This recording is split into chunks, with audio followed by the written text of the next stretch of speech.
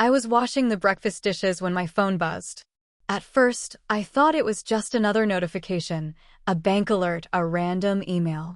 But as I wiped my hands and picked up my phone, the words on the screen made my breath hitch. I can't do this anymore, Rebecca. I need a real partner, not a worthless, lazy burden. I'm filing for divorce. Don't bother calling me, I've already made up my mind. A worthless, lazy burden. I stared at the message, my heart pounding, but not in the way he probably imagined. I wasn't devastated. I wasn't even surprised. I was just disgusted.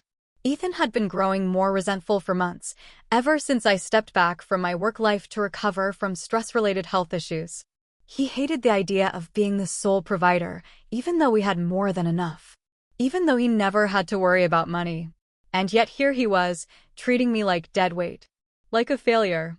What he didn't know, what he had never bothered to find out, was that I wasn't some helpless, unemployed wife living off his salary. The company he prided himself on working for, the one he spent years climbing the corporate ladder in, it was mine. But Ethan never paid attention to details that didn't revolve around him. He assumed that because I wasn't getting up every morning to go to an office like him, I was doing nothing. Fine, let him think that. I set my phone down, finishing the dishes with a steady hand. If Ethan was expecting me to beg, cry, or panic over what I'd do without him, he was in for a surprise. Because tomorrow, I wouldn't just be his soon-to-be ex-wife. Tomorrow, I'd be his boss. Ethan came home late as usual. He didn't greet me. Didn't even look in my direction. Instead, he tossed his keys on the counter and muttered, "I assume you got my text." I wiped my hands on a towel, watching him carefully. His tie was loose, his shirt wrinkled from a long day. He probably thought he looked powerful, like a man who had made a firm decision and was sticking to it. I nodded. I did. Ethan's eyes flickered to me, clearly expecting an outburst. A fight. Maybe even tears. Instead, I just held his gaze, calm and composed. And he asked, impatience creeping into his voice. I shrugged. You made your choice. What else is there to say? For the first time, I saw hesitation in his expression. His brow furrowed, like he wasn't sure whether to feel victorious or disappointed. This wasn't the reaction he expected, but he covered it quickly with a smug smirk. Figures. You never had much to say. Just coasting through life, letting me handle everything while you sit at home. There it was. The final insult. Ethan had no idea what was coming. I exhaled slowly, pretending to be unbothered. Well, I guess you'll be free soon then. He laughed under his breath, shaking his head. Finally. I can actually have a real future. Someone who doesn't drain me. I gave him a small smile. You should get some rest. You have a big day at work tomorrow. And so did I. Ethan left for work early, whistling as he walked out the door. He had no idea that I'd be in the same building within the hour, just in a much higher office. I had been hands-off with Archer and Wells Corporation for the past year, but now I had every intention of making my presence known. By 9 a.m., I was sitting in my executive office, reviewing reports when my assistant knocked. Rebecca, the employee termination list is ready for review. I took the folder from her, flipping through the names. I already knew which one mattered most. And there it was. Ethan Carter, Department Head, Sales Division. It was time. I clicked the intercom, my voice steady and firm. Send him in. Ethan strolled into the office, completely oblivious.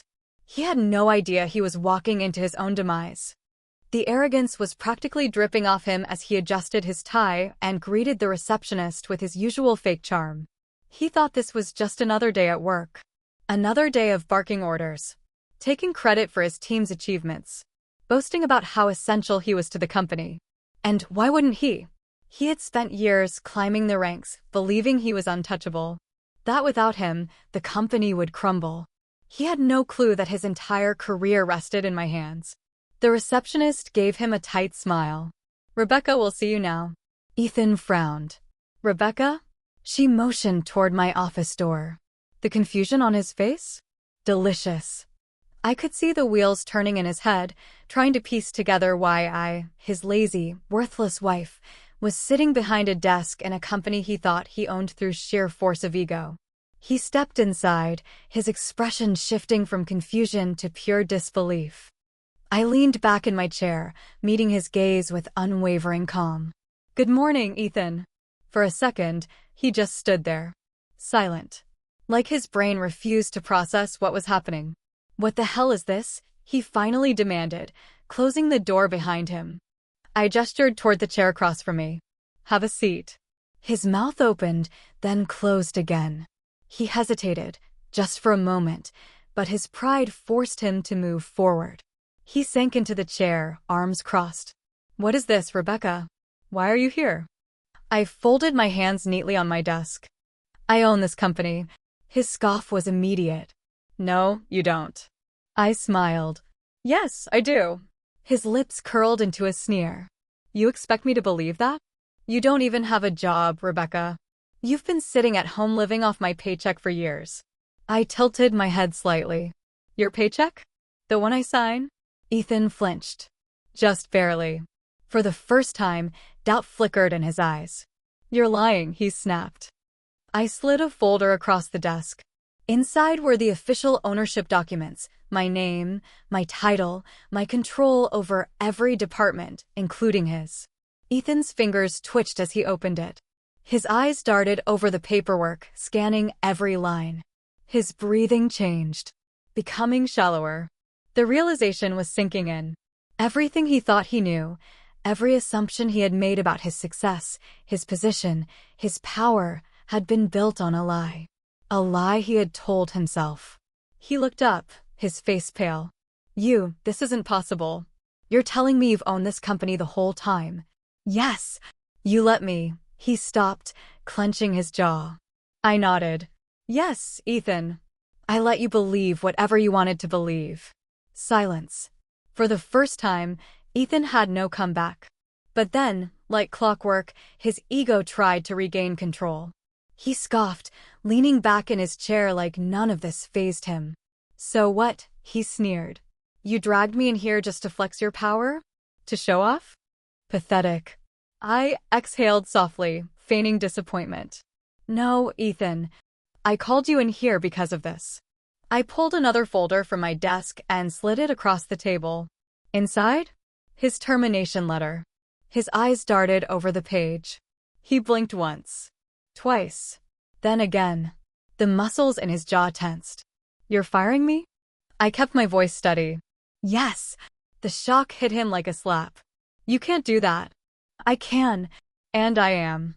His nostrils flared. "On what grounds?" "You have no reason to fire me." I arched an eyebrow. "No reason." I flipped through the file, reading out loud. Multiple complaints from employees about workplace toxicity. Failure to meet performance targets for the last 3 quarters. Reports of inappropriate remarks toward female colleagues. Ethan's face darkened. I continued. "Oh, and let's not forget your most recent disrespectful behavior toward the company's owner. That alone is grounds for termination." He was seething.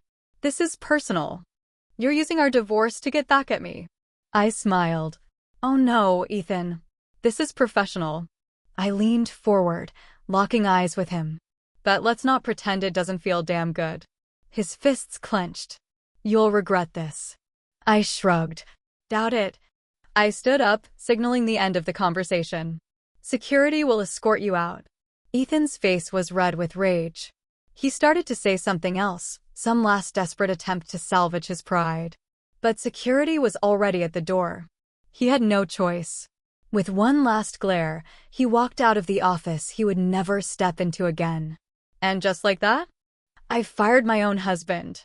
But the real fireworks wouldn't start until tomorrow. Because he had no idea what else was coming. Ethan was gone.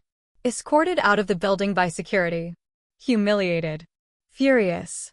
But still clueless about how much worse things were going to get. I expected him to show up at home that night. Maybe throw a fit. Demand an explanation. Instead, my phone buzzed with a single text from him. "You think this is over? I'll take half of everything in the divorce. You'll regret this." I smirked. "Oh, Ethan. If only you knew." I didn't respond. Let him stew in his own delusions a little longer. Tomorrow, reality would hit him like a freight train. I arrived at the office at 8 a.m. sharp. There was already a buzz in the building. Ethan's termination had spread fast. Employees who had suffered under his arrogance, his condescension, his fake leadership, they were relieved. Some even celebrated. And then, at exactly 8:17 a.m., my assistant knocked on the door. "Rebecca, we just got a call from the legal department. Ethan is trying to file a wrongful termination lawsuit." I let out a small laugh. Predictable. I leaned back in my chair. And they're not worried. He doesn't have a case. We have extensive documentation on his performance issues, complaints from staff, and financial mismanagement in his department. He has no legal standing. Of course, he didn't.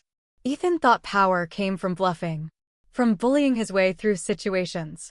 But power? Real power? That came from being prepared.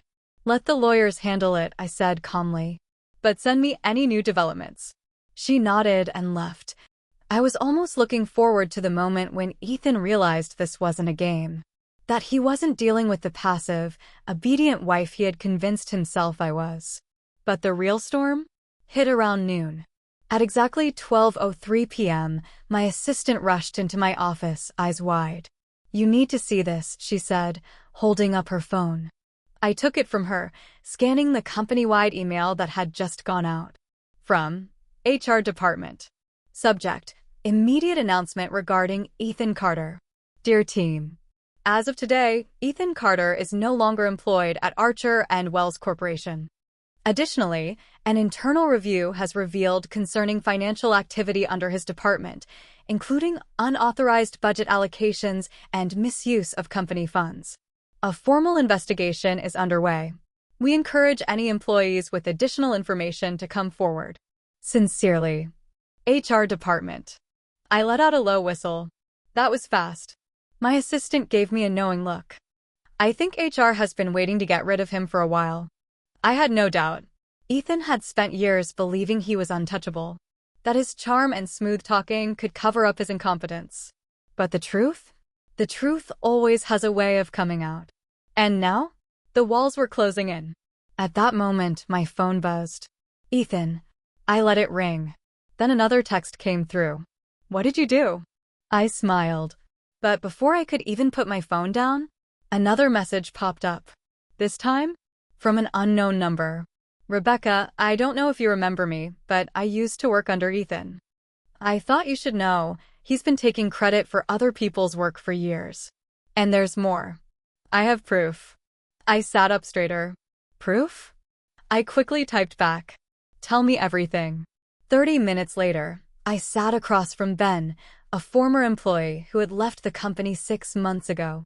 I remembered him now. Smart, hardworking, and mysteriously resigned despite being up for a promotion. And now? Now I knew why. "Ethan sabotaged me," Ben said bitterly. "I had a project, one I worked on for months. At the last second, he took credit for it, changed the name on the final proposal, and made sure I was reassigned before I could fight back." My stomach twisted. That was worse than I thought. Ben clenched his jaw. "I have emails. Screenshots. I kept records, just in case I ever needed to prove what happened." I exhaled slowly. Ethan hadn't just been incompetent. He had actively destroyed other people's careers to prop up his own. And now? He was going to pay for it. At exactly 6:45 p.m., Ethan stormed into my house. The moment he slammed the door behind him, I looked up from my glass of wine. He was furious. "What the hell is going on, Rebecca?" he barked. "HR is investigating me. People are talking about fraud. This is a damn witch hunt." I took a slow sip of my wine. Unbothered. "You mean an investigation into your misconduct?"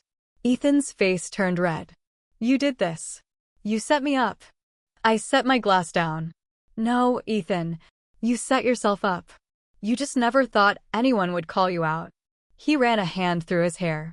His confidence? Cracking. "This isn't happening. This can't be happening." I stood, looking him dead in the eye. "Oh, it's happening. And it's only going to get worse for you from here." His breath hitched. He knew I wasn't bluffing.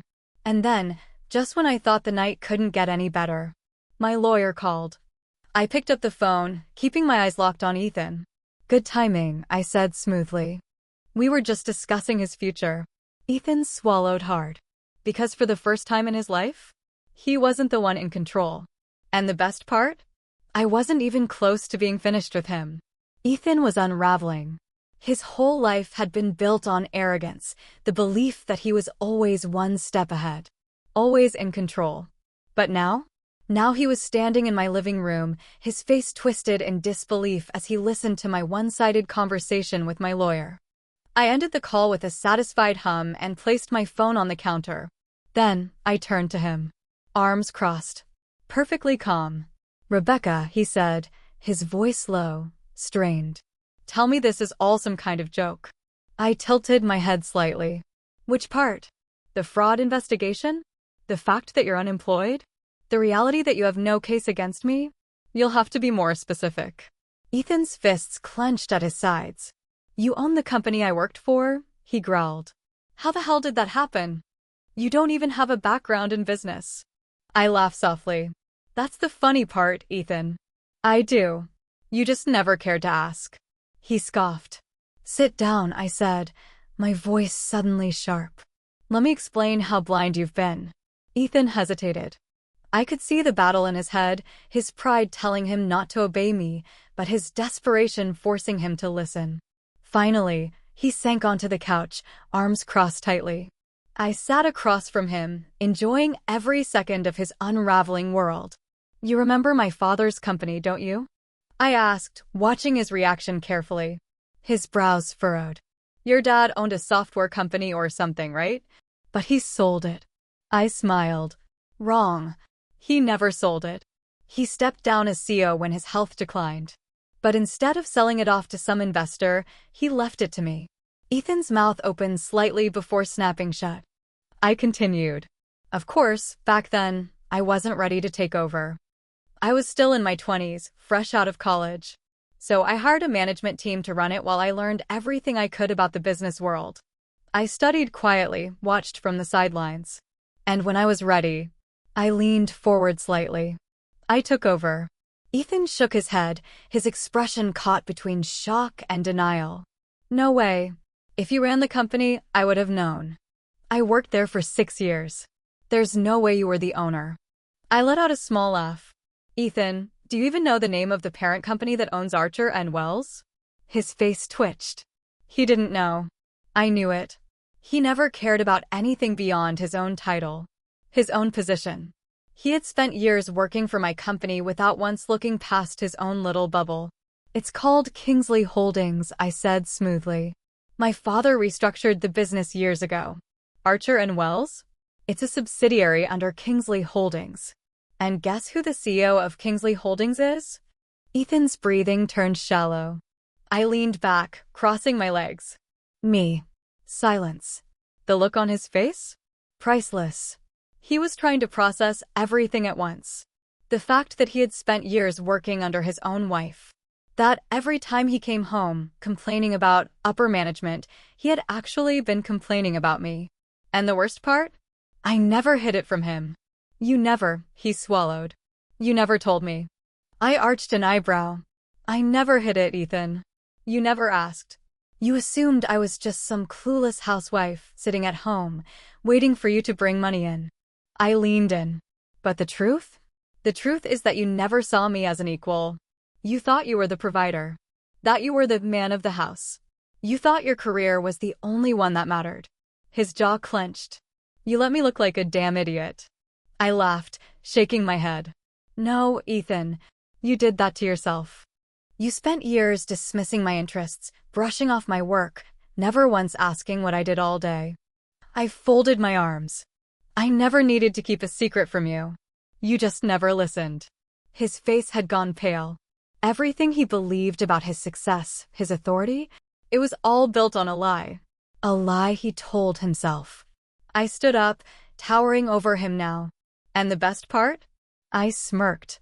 "Even if I had told you, it wouldn't have changed anything. Because you would have done what you always do. Underestimate me." Ethan was silent. His face was a battlefield of emotions: anger, disbelief, regret, fear. And I wasn't even done. I reached for another folder sitting on the counter and tossed it onto the coffee table in front of him. And this? This is your severance package. His eyes darted to the folder. It includes your final paycheck, a very small sum compared to what you were expecting. And before you start whining, let me remind you. I smiled coldly. You were terminated for cause. That means no benefits, no bonuses, no glowing recommendations. Ethan's fingers twitched. He looked like he wanted to rip something apart. But I wasn't finished. And as for our divorce? I folded my arms, watching his face closely. You can forget about taking half of anything. My lawyer has already started the proceedings, and since our prenup clearly states that separate assets remain separate. I tilted my head, letting the words sink in. You won't be touching a single cent of my company's money. Ethan's mouth opened, ready to argue, ready to fight. But then I dropped the final bombshell. Oh, and one more thing, I added, reaching for my phone. I turned the screen toward him. It was an email. From HR Department. Subject: Permanent Blacklist Notice. Ethan's breath hitched. As of this morning, I said, my tone casual, you've been banned from working at any company affiliated with Kingsley Holdings. His chest rose and fell rapidly. Which means, I continued, savoring every second, you won't be getting another job in your industry. Not in the city. Not in this entire state. A silence stretched between us. A delicious silence. Ethan, for the first time in his life, was completely powerless. And I had never felt more powerful. Ethan sat there, stunned. His jaw clenched so tight I thought he might shatter a tooth. He had nothing left. No job. No leverage. No financial claim over me. And thanks to the blacklist, no future in the industry he once considered his kingdom. For the first time in his life, he wasn't in control. I could see the panic rising behind his eyes. But then, in true Ethan fashion, his arrogance tried to make a final stand. This isn't over, he muttered, shaking his head. You think you've won, but you haven't. I leaned against the counter, swirling the last sip of my wine. Oh! He stood abruptly, his hands clenched into fists. You humiliated me. You destroyed my career. Do you think I'm just going to roll over and accept that? I sighed. Ethan, you're a grown man. You can take responsibility for your own mistakes, or you can keep acting like a victim. Either way, I don't care. His nostrils flared. You'll regret this, Rebecca. I raised an eyebrow. I doubt it. His hands twitched, like he wanted to break something. But instead, he stormed out the front door, slamming it behind him. I exhaled. It was over. Or so I thought. I should have known. Ethan wouldn't go down quietly. Because the next morning, I woke up to chaos. I was sipping my coffee when my phone started buzzing. Relentlessly. At first, I ignored it. But then my assistant's name flashed on the screen. I picked up immediately. What's wrong? She sounded breathless. You need to check social media. Right. Now. Frowning, I opened my laptop and clicked onto the news. And there it was. Ethan had gone public. A viral post. Written by him. Spreading like wildfire across multiple platforms. Betrayed by the woman I loved, the truth about my divorce.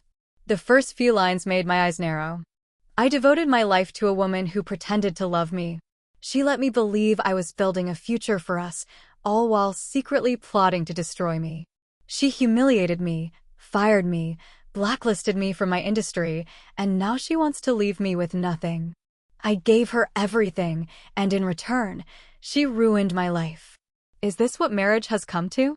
None, be warned. This is what happens when you trust the wrong woman. The post had already racked up thousands of shares and comments. I scrolled through the responses. Men rallied behind him, calling me a gold digger, a narcissist, a vindictive ex-wife who wanted to ruin a good man's life. Women, on the other hand, they weren't buying it. Hundreds of them were digging up the truth. Someone found Ethan's work record. Someone else found the HR statement about the fraud investigation. And then, the screenshots started surfacing. Former employees, coworkers, even old friends. They were exposing him. Then, the guy Ethan sabotaged? He posted the emails proving Ethan stole his project. A former female employee shared a story about how Ethan had made inappropriate remarks to her. Someone else leaked proof that Ethan had been using company funds for luxury expenses, hidden under entertainment costs. His carefully crafted lie was crumbling before his eyes. And then, the final nail in the coffin appeared. A legal document surfaced. Our prenup. A woman on Twitter had found it in public records and posted a breakdown. So let me get this straight. Rebecca already owned her company before marriage. Ethan signed a prenup stating separate assets remain separate. He cheated, got fired for fraud, and now wants to act like a victim? Sir, please. Cry harder. The internet ate him alive. By noon, the tide had completely turned. The same men who had been defending him that morning? Nowhere to be found. Ethan had tried to destroy me. Instead, he destroyed himself. At exactly 3:42 p.m., my phone rang. Ethan. I let it ring. Then a text popped up. Rebecca, we need to talk. Please. I smirked, my fingers hovering over the screen. Then, just for fun, I typed back. Oh, Ethan. You think you've won, but you haven't. And then? I blocked his number. I was just about to close my laptop when my assistant called again. Her voice was laced with amusement. Rebecca, you're going to love this. What? She laughed. Ethan's job prospects? Dead. Every single company he's applied to has turned him down. I smiled. Let me guess. Bad references? Oh, worse, she said. His social media stunt backfired. HR from multiple firms saw it and decided he's a liability. Nobody wants to touch him now. I leaned back in my chair, satisfied. Ethan had burned every bridge himself. He was now a pariah in his own industry. And me?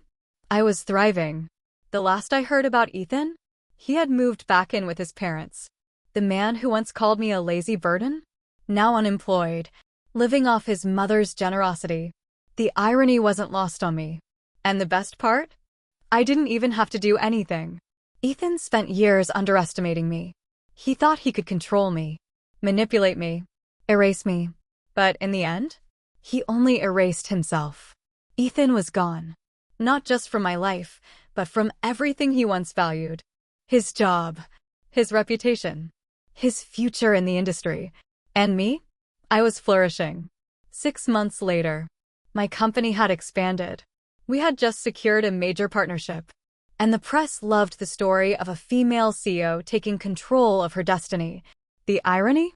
The success Ethan once mocked as a hobby had become bigger than he could have ever imagined. One morning, as I sat in my office sipping coffee, my assistant knocked and poked her head in. Rebecca, she said, barely containing a smirk. You're going to want to see this. She handed me a resume. I glanced down at the name. Ethan Carter. I blinked, then let out a small laugh. Oh no. Tell me he didn't. Oh, he did, she confirmed. He applied for a mid-level sales position at one of our subsidiary companies. He must not have realized it's under our umbrella. I flipped through the document. Stripped down credentials. No mention of why he left his last job. A desperate attempt to start over. I leaned back, tapping my nails against my desk. And the hiring manager sent this to me because... My assistant smirked. Because she thought you'd find it entertaining. I exhaled, shaking my head. Ethan. Applying to work under me. Again. Life had a funny way of coming full circle. I stared at the resume for a long moment. Then I smiled. No, I said, setting it down. I want them to call him in for an interview. My assistant's eyes lit up. Oh! This is going to be fun. 1 week later, Ethan sat in a stiff chair in a boardroom wearing a cheap suit. His shoulders were slumped. He looked nothing like the man he used to be. No arrogance. No confidence. Just defeat. He had no idea I was coming. He thought he was meeting with a hiring manager. Instead, when the door opened, I walked in. The color drained from his face. I smiled, setting my folder down on the table. Ethan. His lips parted slightly, searching for an excuse to leave. But he couldn't. He needed this job. I took a seat across from him, flipping open his resume. I mused, pretending to read. I see you left your last job off here. Any particular reason? His jaw tensed. Rebecca. Oh, please. Let's keep this professional, I interrupted smoothly. I mean, you applied here, didn't you? Clearly, you must think I'm a fair boss. Ethan swallowed hard. He had walked right into his own trap. I closed the folder, clasping my hands together. Tell me, Ethan, why should we hire you? He exhaled sharply, his fingers twitching in his lap. He cleared his throat. I know the industry. I'm good at what I do. I need a second chance. I tilted my head. A second chance. I tapped my chin, pretending to consider it. Interesting. And tell me, Ethan, how many second chances did you give the employees you sabotaged? Ethan flinched. I leaned forward. How many second chances did you give me when you called me a lazy burden and walked out? Silence. He had nothing to say. I sighed, standing up. You know, Ethan, I actually considered hiring you. Just to watch you struggle under a boss you never respected. His eyes lit up for half a second. Hopeful. But then I continued. Then I realized something. I smiled. You haven't earned it. His face fell.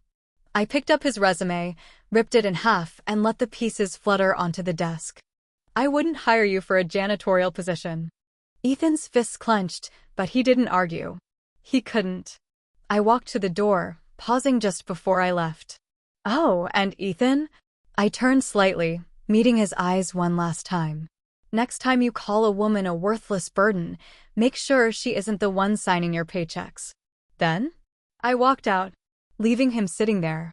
No job, no future, no power, just a broken man, reaping what he had sown. Ethan never recovered. He bounced between dead-end jobs, unable to climb back up the ladder he once ruled. Eventually, he moved out of state, trying to escape the reputation he had built for himself. Meanwhile, my company soared. We expanded internationally, making headlines as a powerhouse led by a woman who refused to be underestimated. And one day, at a major business gala, a journalist approached me. Rebecca, what's the secret to your success? I smiled, taking a sip of champagne. Never let anyone tell you your worth. Especially not a man who is threatened by it. Because the best revenge? Was never ruining Ethan's life. It was simply building my own without him. Better, stronger, and completely, unapologetically mine.